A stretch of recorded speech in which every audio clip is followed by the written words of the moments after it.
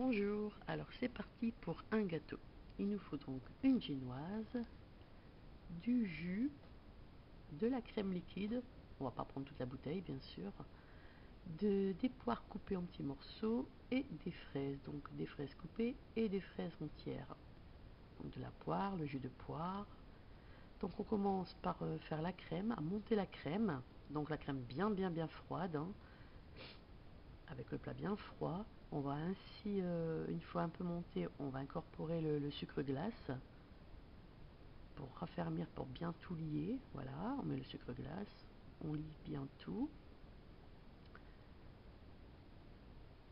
et on obtient une crème assez ferme. C'est ce que je recherche.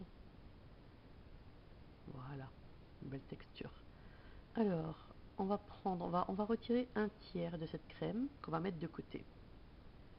Et dans les deux autres tiers, on va rajouter donc les poires coupées en petits morceaux. Ce sont des poires au sirop. Et les fraises coupées aussi en petits morceaux.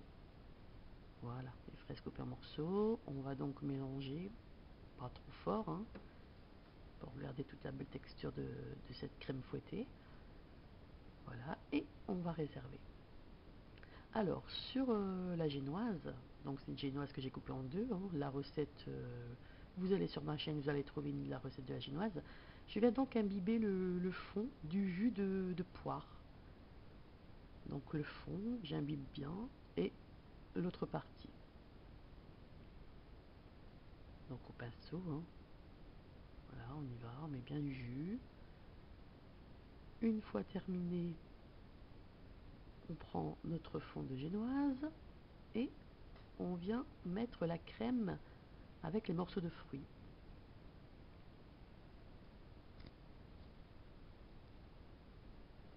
Voilà, on met tout, hein, une bonne dose, hein.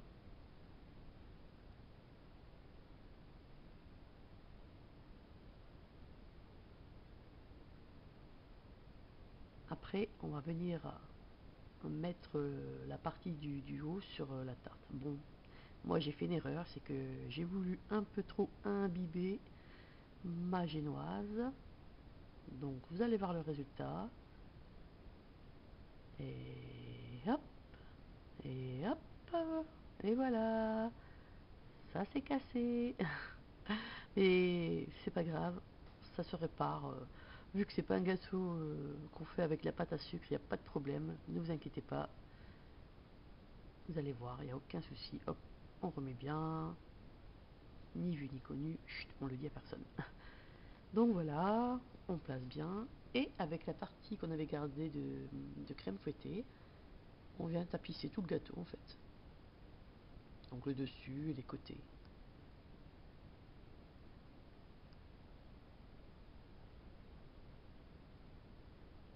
Donc voilà, une fois la crème mise, alors moi j'ai pris des langues de chat et je suis venue les coller, enfin les coller, oui, avec la crème fouettée, ça colle. Donc tout le tour du gâteau pour l'embellir. Et voilà. Donc il n'y a pas de problème, ça tient très bien. Avec la crème fouettée, la chantilly, comme vous voulez. Ensuite, j'ai pris des fraises. Pour la décoration, j'ai pris des fraises donc que j'ai coupées, comme vous voyez là, sur la vidéo, hein, en tranches, mais pas complètement. Voilà, pour faire une sorte d'éventail, d'accordéon, voilà, comme vous voulez, un éventail, on va dire plutôt. Bon, là, c'est ma décoration à moi, hein. Maintenant, vous pouvez faire comme vous voulez. Il n'y a pas de souci, hein. C'est juste une suggestion, voilà, c'est ma façon.